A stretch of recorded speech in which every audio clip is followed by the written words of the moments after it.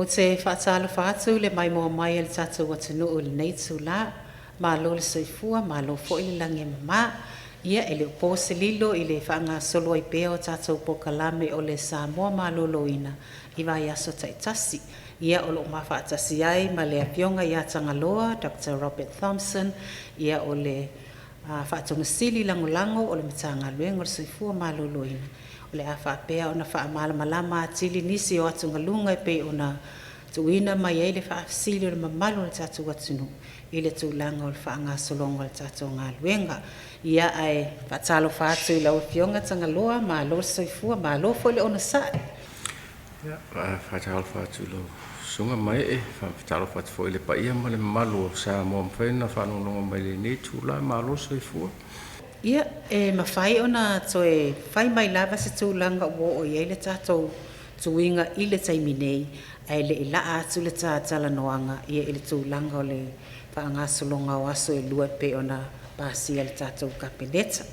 Malo whaftai, mo lava ona moli atu le whamalo ma whaftai le paia ma le malo le tunu o whapea ona langolango ina pēr tato pokalame le whangasolo toi o tuipui tua inu mafi o anga pēr on tato amata mai ia apelila o le tausanga nei ia o le ua whaasopolia umai ia upolu masawa i whangasolonga o tato tui a toa ima manono ma polima. Ia e taluai ona o lea e wa fuafua fo le tato watunu umo aso e lua ia e pēr ona whina ngā luai fo ia le tato malo. Ia o loo iai fo ini se o loo whaafasili mai lau fionga Tangaloa. Ewi lava ina ia tātou pokalame o loo whaamalama lama i le tūlanga lea. Ai pe mawhai lava na eto e saunoa le whaamalama lama ina o i lātou e anga waa mō tuipui ar COVID-19 fumalehima. O le teminei pe o na whalauloa pe al tanga alwenga. O i lātou umalava wa e atoa le sifulu walu tausanga le matua i le tausanga nei. E awhia i lātou e atoa sifulu walu ia November te sema. E mawhai o na whai le tuipui o le COVID-19 iwa. Le tui leo le AstraZeneca. So i lātou umalava i lunga ato le sifulu walu tausanga e mawhai o na whai tuipui. E iei ia vaenga le tunu ui avele whai te tenga lai titi. Peo vaenga le peo ta ua le walu sifulu lima tausanga nga i lunga. O le valu sifulu lima tausanga nga i lunga. E le o wha malosia iai le tui. Ai a finga ngalo lava i lātou e whai lātou tui COVID-19 le tui leo le AstraZeneca. E ma whai lava o na whai. I le temi nei e lātou a iwa sifulu tolu iwa sifulu whātau sanga o mai au lātou tui umai lua. Le asa pa au mai whatatar noa ma whamamala mai fo i tūlanga o tui. Ia ma whātino i lātou tui pui. But e anga wha o mai i lātou i le sifulu whātau sanga ngai lunga. Pau le whaenga e le o anga wha amor whātino ngā tui. O ta mai tie la loi fo sifulu fitu tau sanga. Sifulu fitu anga i lalo tau sanga mātua. Whaenga le anga wha. O le si vaenga o tina la mai tō i le taimi nei. Tina e mai tō le taimi nei. Ia whaapea ma tina e le i atoa le lua masina le matua o le pepe. E le atoa le lua masina le matua o le pepe. O i la tō i e le mwhaina whai se tui i le taimi nei. Ai a mai a loa le, wa atoa loa le lua masina o le pepe. Ma whai loa na whai le tui pui o tina lea. E le tūlanga lea. O le tatoa ia inga le na sui mai a iulai. Sa sui mai masino iulai. Le na whatapula ai loa le palu vai aso. Wa peo le tūlanga le sa imo mua. Sostina lava lo whaasusu pepe sa le mwhai. Ia o tau numa le masina o iulai. O telefoi e wha maumaunga ma susuanga tūlanga whaapea wa mawhai o na titilo e fwoi le mtanga luenga. Ia ma wha maoni ai. Le o le saunga le mu lava le tui mo tina o loo whaasusu pepe. Ia a loo tato whaatapula i le valo vai aso. Le matua o le pepe po le lua masina. Lua masina le matua o le pepe. Ian whaile o na whaile tui pui o tina. O tangata uma lava e mai tū mau. O le suka, toto mau lunga, mai fatu, ka nesa, o le nunu. E pe o mai ai e tele na i o mai lili le si mai. e mawhai lava o na whai le tui pui pui e le tau fia. E au fia e me lātou e ia mga ona whapitoa. E mawhai na la whai lātou tui pui pui o COVID-19. E mawhai on tui leo la AstraZeneca. E au fia e me lātou e mana ona whapitoa. Pau lava le vaenga o le malo la tunu e le tuia. Pe a whapea ua whata o tō lia o le mawhai ona tō e wherua. Mai sei vaenga le stroke. Ua whata o tō lia fo le whale o le mawhai tō e wherua e laua tausi le whale. Tūna whapea. E paulanga le vaenga e le whamalosia. Ai mawhai fo ina tui pe a manao iai. Ai le o whamalosia. Ia vaenga la e o whata o tō lia. O waiei nisi o le malo la tunu ua whaonga ia tūlanga o manaonga whapitoa. Ma awala fo e whapea i lea i le tau ina tui lātou. Ia le fo e lau uman whamamana i le au whainga alwenga. O tangata e uma i manaonga whapitoa e tatau o na tui ma e anga waa i le tui. A whawhi naulo i lungo tūlanga manaonga whapitoa walaina le whaui o na whaise tui. O na notes le e lalo. O tangata le refuse pe musu e whai le tui. Tūlanga le. A waile o yesia i inga whapea. A iene o mana o whapitoa. Po se tūlanga o se ngasinga le mwhai le o na whaise tui. Le ai e tui umalava mga wha o mai tātou. O le si vaenga o le vaenga le kānesa. E iei ngasi o leo whetoa tali o mai ni usila. Whatoa mai ala to tonga fitinga o le lako kimo ma radiotherapy. O la tau la ia whatoa mai ala to tonga fitinga ia o le kimo ma le radiotherapy. E le mawhai o na whaise la tau tui le teimi nei. E whaatali mo le tolu. Pe wha masina ia na whatoa mawhai le o na whai la tau tui pui pui o COVID-19. E pa whapeo lai whaatino i le teimi nei ia tonga fitinga o le kimo ma le radio. E a whapeo mai au tonga fitinga o le kānesa, pe lei amata fo i tonga fitinga o le kānesa. E mawhai au na whai le tui o COVID-19. Na le paula le si vaenga e le mawhai na tui le teimi o atu e lau whainga aluenga. Pe a whapea o lai whata o tōlia i le whale sengase. Ma e maualunga le fiva e ofa ma le tōsfulu walu tike li le maualunga le fiva. Whatoa mawhai la i ona le mawhai ona whai le tui le temina e whaatali se malosi. Whatoa whai la i ona tui. E a whapea launa ona whaatale whaafiva. Ai le oiluna tōsfulu walu malosi o le fiva. Ia e mwhai an whai tui pui.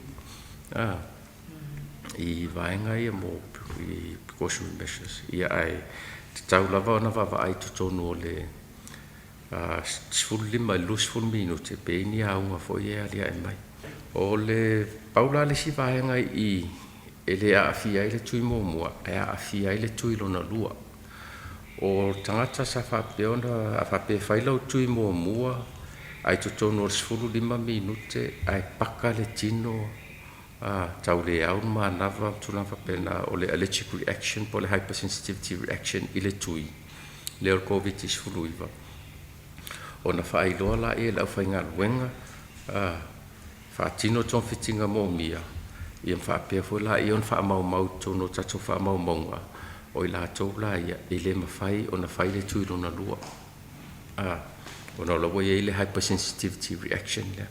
A whapea o to inga unga fo ia la itia pe o le whawhi fiva, ti ngā le ulu pepe tino, tuna whapea na, pe na ona pata o le tino to e tea, ia e anga wha ala tau mo tui lona lua. Se wa ngā lava o whapea o tau whia whanmai, pe na whaino na tui i le taimi i le tu tono le 15 minute, po tono fo i le tu la talu na uman whai le tui, ia o vaenga la na, e a fo ni, e toe so e uma e le awhainga luanga fo i ma toe titilo. Ma whatu nai ia whatoa whai leo se whai unga muli. Ia whai unga ngā mol tūlona lua. Al vai ngā ia tui mōmua. Ia e ngā wha uma le malo le tunu. Se vanga ai ia nisi o malo o vaenga. O lo o ave pia le whai te tenga mwha peon mata i tū o le mtanga luanga i le temine. E iei lava le pe wha le manino te le wha funga le tunu. le tūlanga leo le a whapewa umalo tui mua ai pe a ma le 15 minuti. Ai ei ni tūlanga ya lia e mai. Tangata lana e le tauna whaia tui lona lua. Ona wa ei le tūlanga na wa pata le tino. Ia manisi fo i tūlanga pia na e sau noa. A o lea la o le a sama vali le tatou au whainga luenga i maota malawa. A ei la se tūlanga whapena o ai tonu laili i poti iai i te tonu o nuku mawhio anga pe ai e se tūlanga whapea. O le aua ave le whataatia fufuanga. A nga ia tu ia tau soifua e mai alo na whaile tui. O na tu oila i o numero o telefoni ia tau soifua lea ili le ainga lea. A wale to tonu o le nu. Le tamil milo ai tonu o nu. A ese me tula i mai. Whengofina vili le vaenga le no atu tau soifua le no atu. On soifua ia tula i le whatino leo o tofitinga mo mia. Ia o le whakakianga ngar kako pokalame awa awala au mai nge le ofisa tutonu ia whaisi umi. A o le fufuanga le iai i le au whainga luenga. Ia o man whai le tui tu iai le numero e vili atuai. A le ai tutonu o wafio angata i tasi le au whainga luenga le temi lea. Ma whiwhio ai tonu o wafio anga le temi lea. I le tūlanga le pēte ua ese a ngā fo lea lia e mai. I te tonu o le 15 minuti fo i talo na oman whaitui. Te sa noa la o pio tanga loa i le tūlanga whaabutai ia tatou tuia tui mua. Ia whapia koe tui lo na lua le whapia whae mo te topa po le November fo. Ia whaftai le tūlanga le o le fufuanga le tanga luenga. Ai temine ono tatou tui ia wai ai le temine. E mai a uma le latoa o ngā ia November i la so tōrsfulu. O la so tōrsfulu November e tauna o tuai o mai a uma na wha o ngā ia tui o lo ia tutonu o la tunu o temine. O leo whai fo i o tui ia tutonu o la tunu o temine. E mwhai o na tui uma ia la tunu atoa.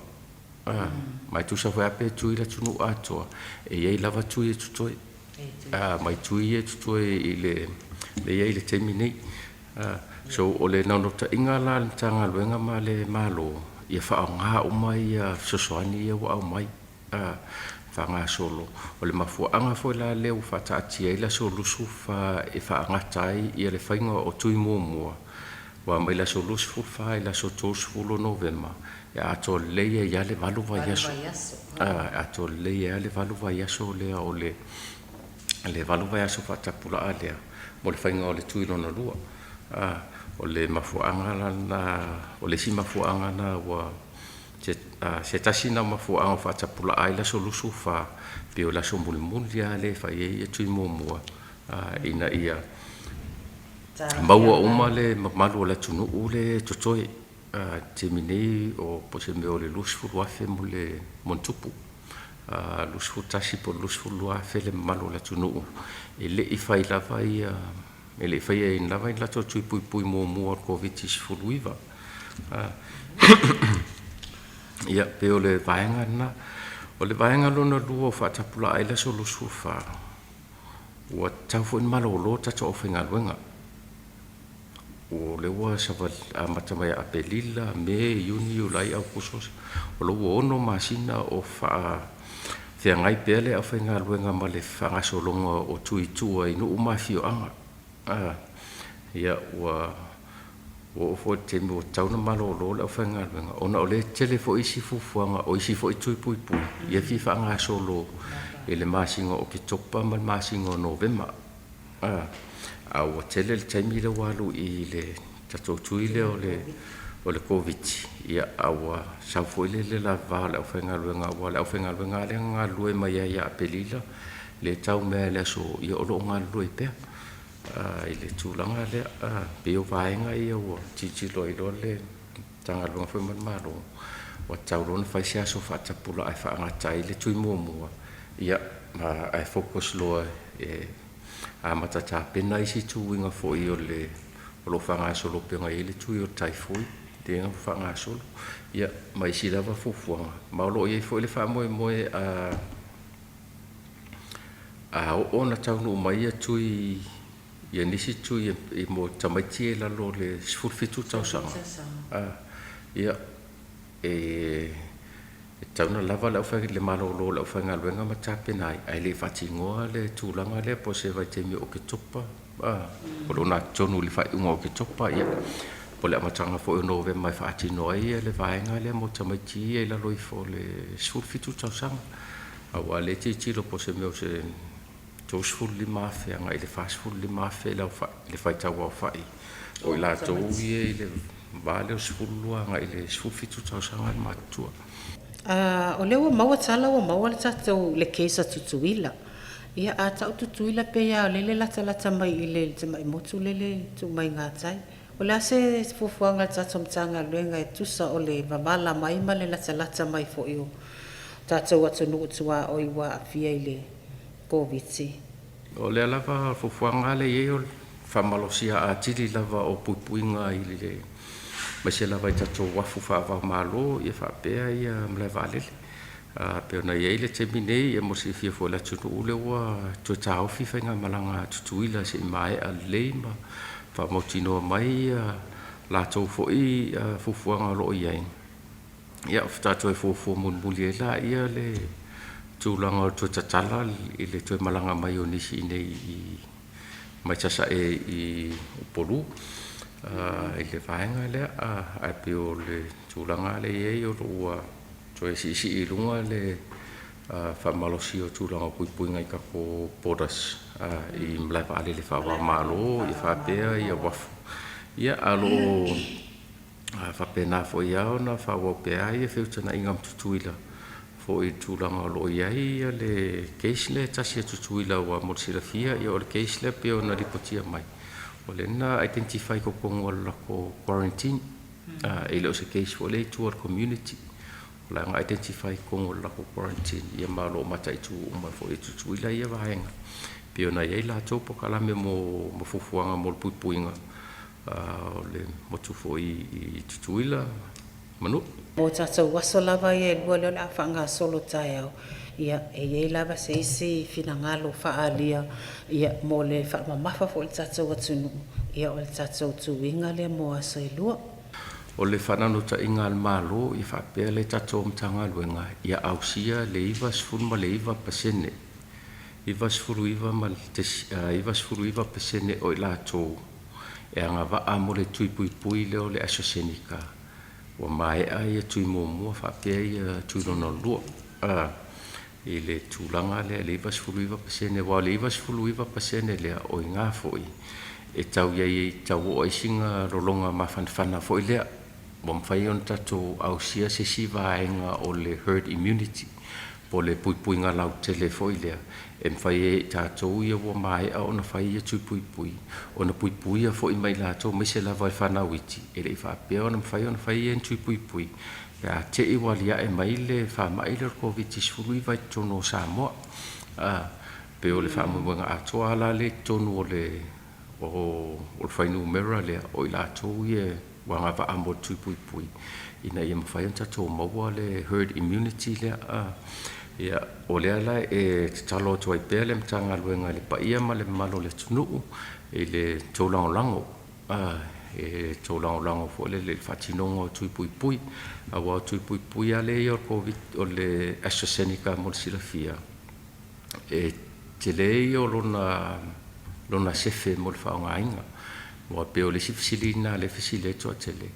pe sefe le tui le o le tali le tulanga le AstraZeneca ioe e sefe le tui le mo lona whaongaina pai se lava i la tau sful valu tau sanga na ilunga e te le sefe o le tui le o le tulanga foi pe on tapisa i masina o te ai le poloka i o ala toto ia o le tulanga na ia o se side effect po se o ngatunga foi lea o le malofia pat e la kiki ale pasene ono afia isesi very rare le side effect le pa e o mai le temine o le wa over malesela wa fe ila to wa mai ona tui e lo ye lava sesi wali ai mai se tulanga le o le popolenga le ile side effect le o le polota o ala toto ma fu mai le tui o COVID-19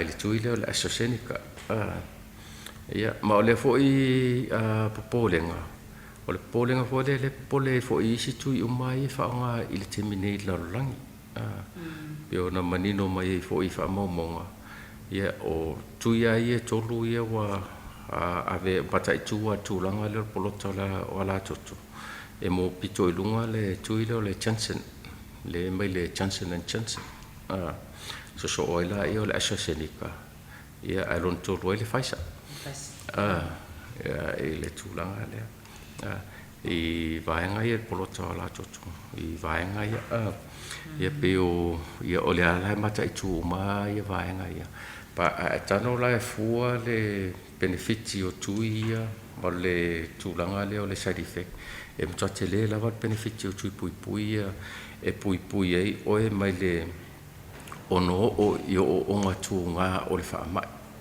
io COVID-19 man tu fo i le fa pe a failo tui ona le mawaila io oi e te le ala vanoa e mawa oi i le COVID but e te le o io o ngatunga o le COVID-19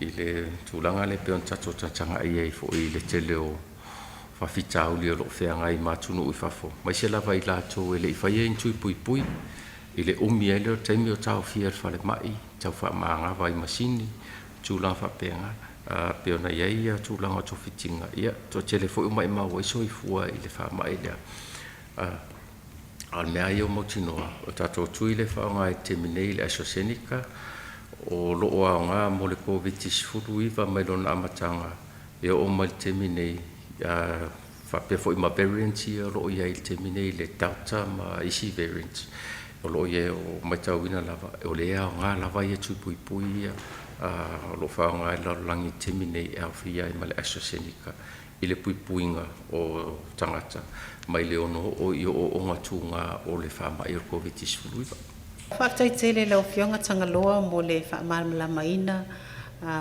malama le lei o le tātou atunu i le tūlanga le awhanga solo i e tātou tui pui mo aso e lua ia o le tatalo sa mo ai i le ai lava se isi whaia lo tātou soifua maloloina o tātou lava o le manu lauti o le tātou soifua maloloina o loo i au lava au. Tai tonu wha moe o le a tātou tālo sia i le alofa o le atua le wha moe o le tātou atunu mo aso e lua ma i alofa ngia foi. O le tātou ngā luenga fesili lo tua oi wa whai sau tui pui. Ia asa vali fo le awala wa whai ali sau tui pui o le COVID-19 maleiva.